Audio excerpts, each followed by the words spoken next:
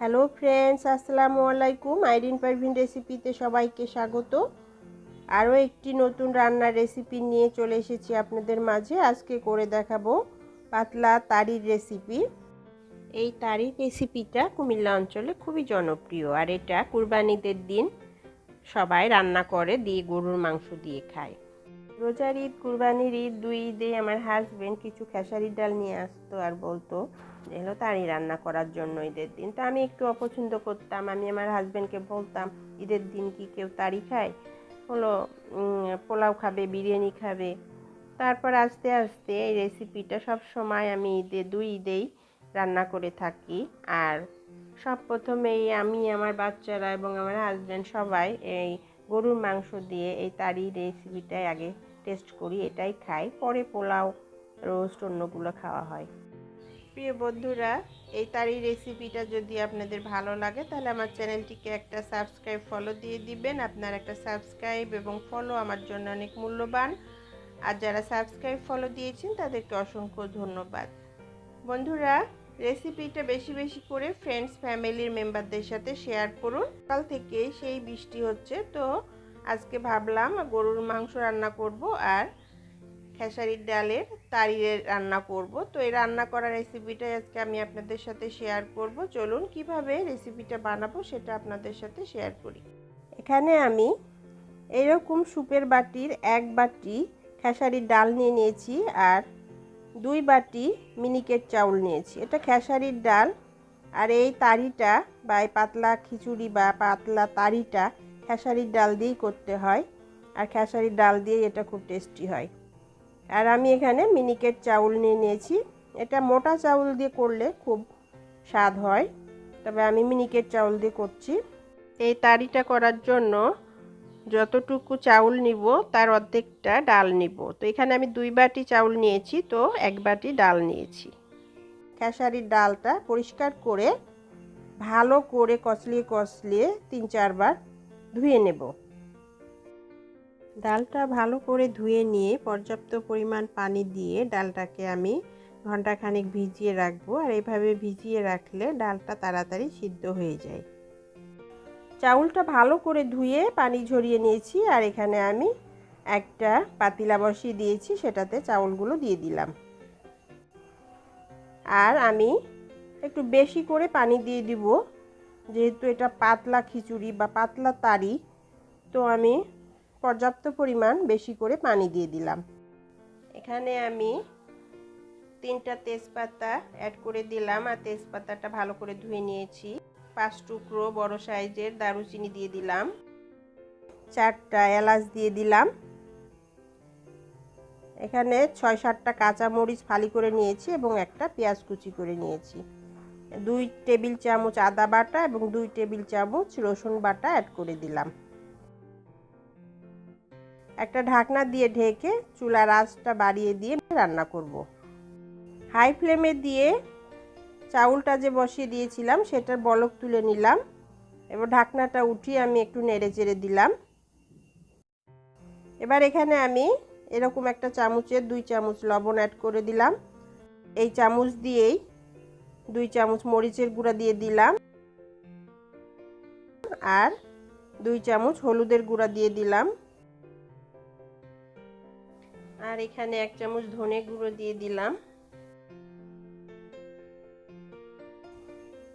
দিয়ে একটু নেড়ে চেড়ে এটাতে আমি পরিমাণ মতো তেল অ্যাড করে দিলাম। ঢাকনা দিয়ে এটাকে একদম লো ফ্লেম করে দিয়ে চাউলটাকে সিদ্ধ করব বা রান্না করব।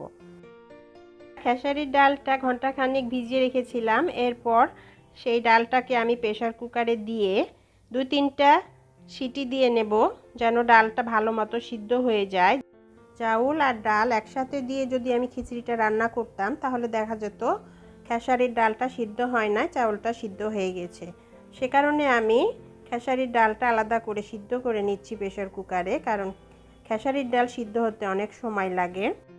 এদিকে যে খিচুড়িটা বসিয়ে রেখেছিলাম আমি একটু নেড়ে চেড়ে দিব, দিয়ে দেখব চাউলটা সিদ্ধ হয়েছে কিনা।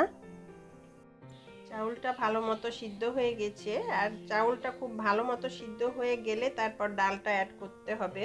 চালটা একদম ভালো মতো সিদ্ধ হয়ে গেছে। প্রেসার কুকার থেকে নামিয়ে নিয়ে এটা আমি এখন এই খিচুড়ির মধ্যে দিয়ে দিলাম।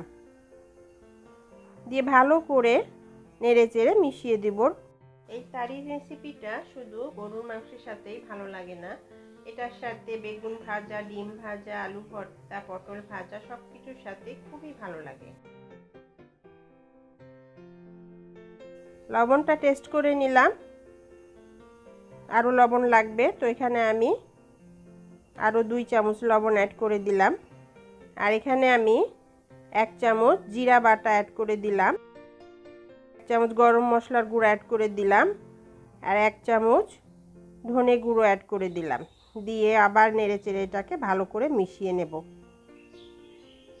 আপনারা চাইলে জিরা গুঁড়া দিতে পারেন, আমার কাছে জিরার গুঁড়া ছিল না, সেজন্য আমি জিরা বাটা অ্যাড করলাম। ভালো করে নেড়ে চেড়ে এভাবে রান্না করব আবার ঢাকনা দিয়ে। আর এই অবস্থাতে চুলার আঁচ একদম লো ফ্লেমে দিয়ে রাখবো। আর এখানে আমি 4টা গোটা কাঁচামরিচ দিয়ে দিলাম। এটা আবার নেড়ে চেড়ে খিচুড়ির সাথে মিশিয়ে দেব। ঢাকনা দিয়ে ঢেকে লো ফ্লেমে রান্না করব।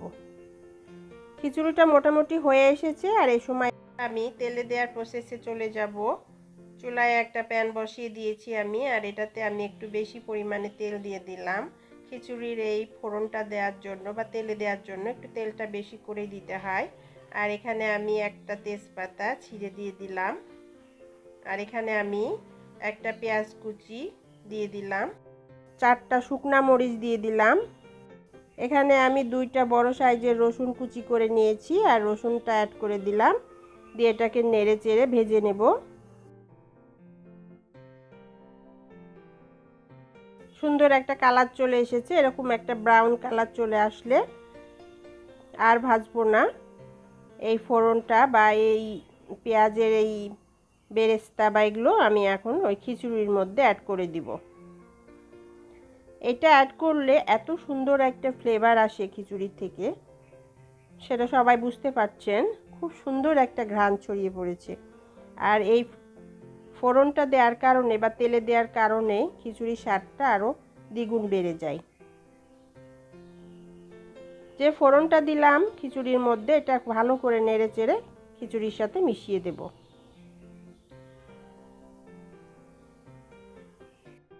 এখানে কিছু ধনেপাতা কুচি অ্যাড করে দিলাম। ধনেপাতা কুচি অ্যাড করে দিয়ে তারপর এটাকে নেড়ে চেড়ে তারই সাথে মিশিয়ে দিতে হবে। এই অবস্থাতে চুলার আঁচ একদম লো ফ্লেমে রাখতে হবে। বন্ধুরা সব সময় মনে রাখবেন, তারি বা খিচুড়িতে ডাল অ্যাড করার পরে চুলার আঁচটা একদম লো করে দিতে হবে। ডাল অ্যাড করলে সাথে সাথে এটা লেগে যেতে পারে নিচে।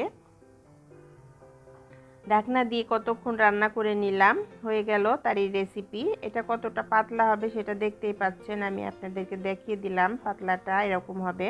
বন্ধুরা, ঈদে উৎসবে আর এরকম বর্ষাকালে বৃষ্টির দিনে এরকম একটা তারির রেসিপি যদি থাকে তাহলে তো আর কথাই নাই।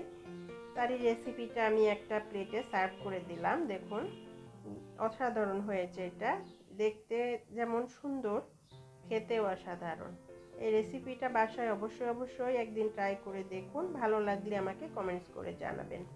রেসিপিটা যদি ভালো লাগে তাহলে আমার চ্যানেলটিকে একটা লাইক, সাবস্ক্রাইব, ফলো দিয়ে দিবেন। আপনার একটা সাবস্ক্রাইব, ফলো আমার চ্যানেলটিকে অনেক দূর এগিয়ে নিয়ে যাবে। ফ্রেন্ডস, ফ্যামিলির সাথে বেশি বেশি করে শেয়ার করুন রেসিপিটা। সবাই ভালো থাকবেন, সুস্থ থাকবেন। আল্লাহ হাফেজ।